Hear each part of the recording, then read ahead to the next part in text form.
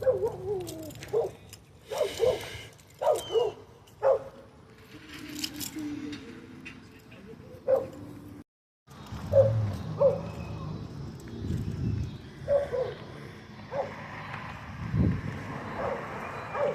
where it all started.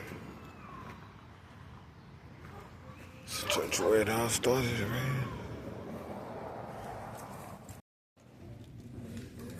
I did not see it.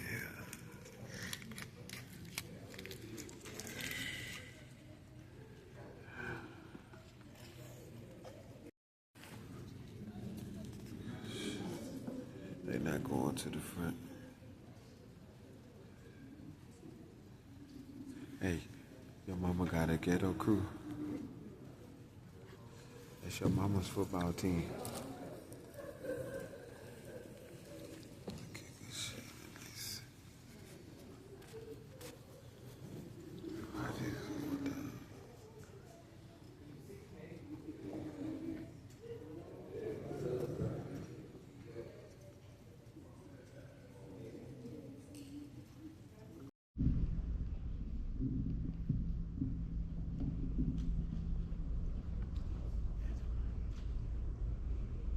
I want to say good morning to everyone.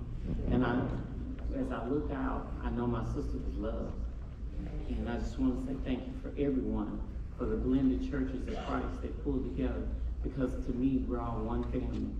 And Sister Ann reminded me, we're one family when we unite with each other as a blended family. But this is a little something that came from the hearts of all of us as her siblings. And as I look around, we got even extended family.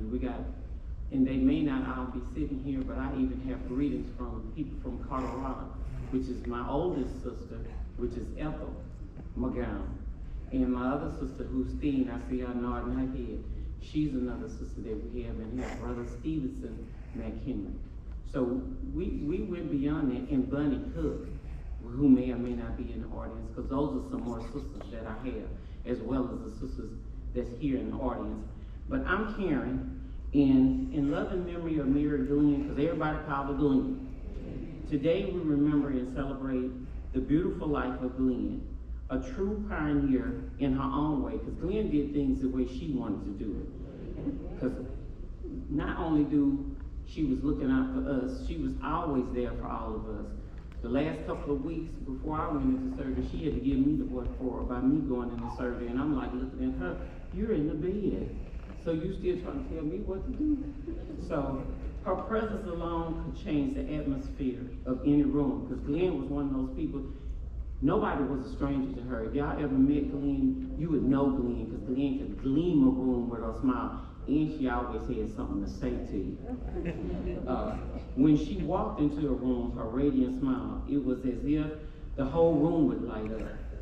That smile wasn't just bright, it was warm, it was comforting, and it was always genuine. Glenn, if she didn't like you, she didn't like you. But she always loved you, because in Jesus' name, we all love each other. Also, just like she was just Glenn. Glenn lived her life on her own terms.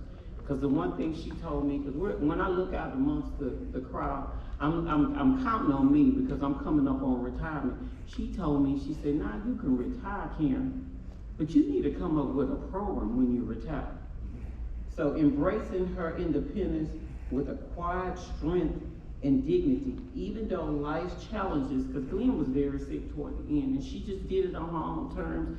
She didn't want anybody to feel sorry for her, and she did her own thing, and she kind of kept it quiet about her illness.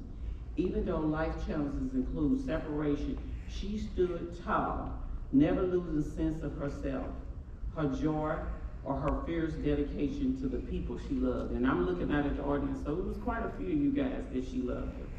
She had a special way of turning strangers into friends. Her welcome spirit and her kind heart made everyone feel like they belonged. Because everyone that's here, I know y'all feel like y'all belong and is a part of this family, because we embrace everyone. Grounded in her strengths, Glenn never strayed away from being Church of Christ, because even when I would visit other churches, she said, you know, that's not Church of Christ. That's not the truth and the light. So she stayed true to her faith. She lived out her values. She believed in loving people deeply, helping anyone she could, and offering grace freely. Now, I looked at some pictures, and I know I'm kind of going off the path.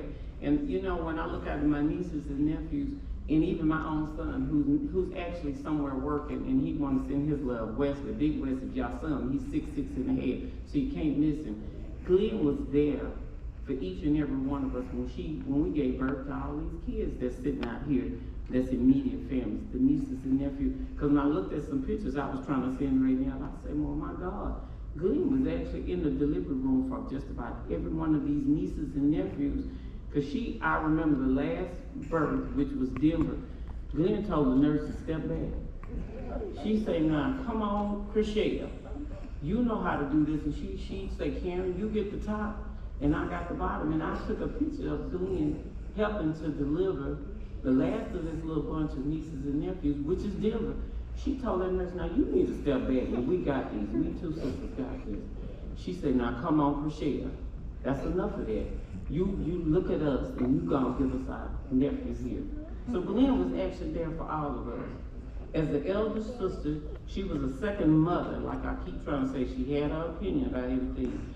To many of us, she took great pride in caring for her nieces and nephews. In fact, like I say, she was there for most of the deliveries.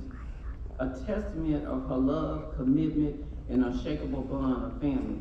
She didn't just speak of family as values. She embodied them. She loved them. As she went through school, Glenn did a lot of different things. She was interior decorating. Her talents and her works and her ethics extended far beyond design. Whether she was working for Zales, Ocean, at the fire department. Glenn actually, once she retired, she actually took on extra work. I think that's why my knees is bad. She took on the Astros and the Toyota Center. Glenn brought dedication and excellence in her heart for everything she did. No task, nothing was too big for her. No task was too small when it came to give her best. Despite the challenge of living with diabetes and having heart conditions, she still showed up with care. Because I remember the last couple of times she would make Rainier get in the car and take her up to Dayton and try and see about Ned up there. Because she always wanted to try and look out for the people that was there in Dayton if she could. And Kevin, who passed just recently, Glenn always had something to say about anybody that was up in Dayton. Still showed up with care and love with her full self. She made time to visit, for checking in to make sure everyone was okay. Now for me, her morning calls, because she know I'm still going to work, she would check Channel 11. I guess she was checking the news media. She said, Karen, you're not driving on 45. You need to get off 45 and get on the Hardy Toll Road. So, you know, Glenn was a special person in her own way. So let us close with the love and the remembrance of Mary Glenn Alexander. So thank y'all for y'all time and me for giving the beloved information about Glenn. So thank y'all.